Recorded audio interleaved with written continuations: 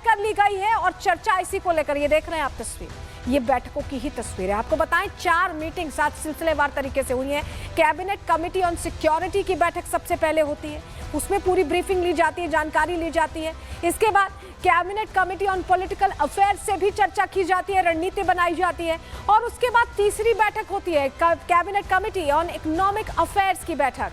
वहीं केंद्रीय cabinet meeting भी हुई है और 8 बजे रात में आपको बताएं आज ही गृह मंत्री बैठक करने वाले, और ये बैठक सिंधु जल संधि को लेकर होने वाली है। ये जो बैठकें हैं ना, यही टेंशन में ला रही हैं पाकिस्तान को, और यही वजह है कि उनके पेशानी पर बल लगातार बना हुआ है। आप समझिए, हम पूरी तरह से कॉम्बैट रेडी हैं। कॉम्बैट रेडी कैसे हैं आपको बताते हैं। जो बैठकें हो रही हैं ये इसीलिए हो रही हैं, और इन बैठकों के जरिए पूरा प्लान ऑफ एक्शन तैयार कर लिया गया है। जो 2 दिन से बैठकें हुई, इनमें क्या हुआ है आपको बताते हैं।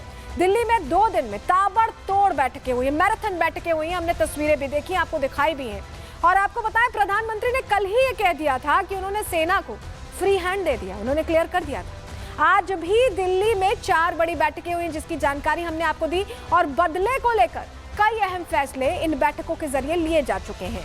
दिल्ली की हलचल में इस्लामाबाद तक में दहशत फैला रही है, वहां हालत खराब हो रही है। पाकिस्तानी राजनेताओं को रात भर बताया जा रहा है, नींद नहीं आई। यही वजह है कि सूचना मंत्री ने देर रात 1:30 बजे का समय बताया जा रहा है जब वीडियो जारी कर दिया। 24 से 36 घंटे में भारत कार्रवाई करने वाला है, सैन्य कार्रवाई, ये उनके सूचना मंत्री कह रहे हैं। उनको ये डर है। मरियम नवाज ने ऐसे में एटमी धमकी फिर से दे दी है। इनका वही राग है कि हम एटमी ताकत है, एटमी ताकत है। किस तरह से पाकिस्तान में जो भारत में रणनीति बन रही है, बैठकें हो रही है, उसका असर दिख रहा है। कोई एटमी धमकी दे रहा है तो किसी को रात 1:30 बजे प्रेस कॉन्फ्रेंस करनी पड़ रही है। सुनिए जरा। इंटेलिजेंस इतलात हैं कि अगले 24 से 36 घंटों में पहलगाम वाकये से जुड़े बेबुनियाद और खुद साख्ता इल्जामात को बुनियाद बनाकर भारत पाकिस्तान के खिलाफ फौजी कार्रवाई करने का इरादा रखता है। पाकिस्तान भारत का खित्ते में मुद्दई, मुंसिफ और जल्लाद का खुद साख्ता किरदार सख्ती से मुस्तरद करता है। इंडिया और पाकिस्तान के बॉर्डर्स पे टेंशन है, एक खतरा मंडला रहा है। फिक्र करने की जरूरत नहीं है। अल्लाह ताला ने पाकिस्तान को और पाकिस्तानियों को और पाकिस्तान की अफवाज को इतनी ताकत दी है कि वो दुश्मन का हर वार का मुकाबला कर सकते हैं। और ये भी मैं आपको कहना चाहती हूँ कि अगर आज पाकिस्तान का कोई भी दुश्मन पाकिस्तान पर हमला करते वक्त 10 बार सोचेगा तो उसकी वजह यह है कि अल्लाह ताला के फजल से पाकिस्तान आज एक एटमी कुव्वत है। पाकिस्तान के पास एटम बॉम्ब है। तो सुन लिया आपने, मरियम नवाज एटमी ताकत होने की बात कह रही है। सूचना मंत्री को धड़का लगा हुआ है कि 24 से 36 घंटे में हमला हो सकता है। ये इस वक्त पाकिस्तान की हालत, और जो तमाम इनके एस लीडर्स हैं वो गायब हैं, वो नदारद है पूरी पिक्चर से। लेकिन ये तस्वीर देखिए, ये सेना की तैयारी की बड़ी तस्वीर है। ये भारतीय सेना है जो पूरी तरह से चौकन्नी है, मुस्तैद है, और ऑन ग्राउंड ऑपरेशन के लिए कॉम्बैट रेडी दिख रही है। आपको जरा सुनवा रहे हैं कैसे ये धड़कने बढ़ाने वाला वीडियो जारी किया गया है। I'll find you through the dust and the storm. I'll find you through these machines I'll carry.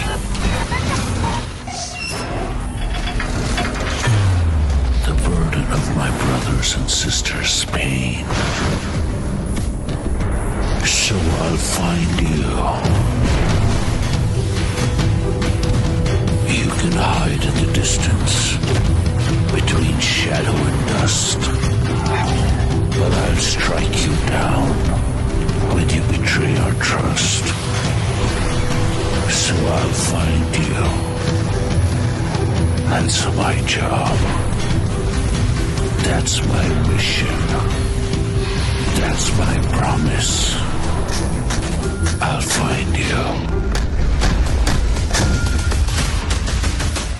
तो सुना आपने आर्मी ने कैसे तैयारी कर रखी है, ये हमने आपको बता दिया। और ये तैयारी बहुत बड़ी और संकल्प इसके साथ बड़े हैं। जरा आपको बताते हैं कैसे आतंकवाद के खात्मे का पहला संकल्प लिया हुआ है। पीएम मोदी ने आतंकवाद के खात्मे की बात कही है और खुलकर कही है। दूसरा संकल्प सेना को पूरी छूट देकर उन्होंने पूरा किया है। सुरक्षा बल तय करेंगे कि कहां, कब और कैसे जवाबी कार्रवाई करनी है। तीसरा संकल्प ऑपरेशन के फैसले का है। ऑपरेशन का फैसला अब सेना को लेना है। सेना ये तय करेगी कब उन्हें ऑपरेशन एग्जीक्यूट करना है।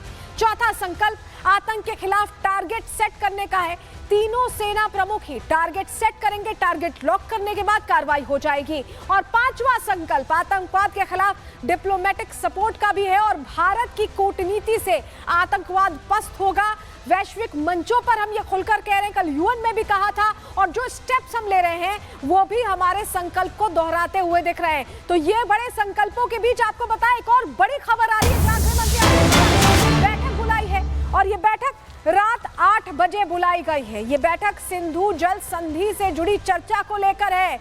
तो आप सोचिए, लगातार ये जो मैराथन बैठकें हो रही हैं, इसमें रणनीतिगत तरीके से भारत स्टेप बाय स्टेप आगे बढ़ रहा है। और गृह मंत्री अमित शाह ने ये बड़ी बैठक बुलाई है। रात 8 बजे सिंधु जल समझौते को लेकर यह बैठक बुलाई गई है, जो जानकारी हमें मिल रही है।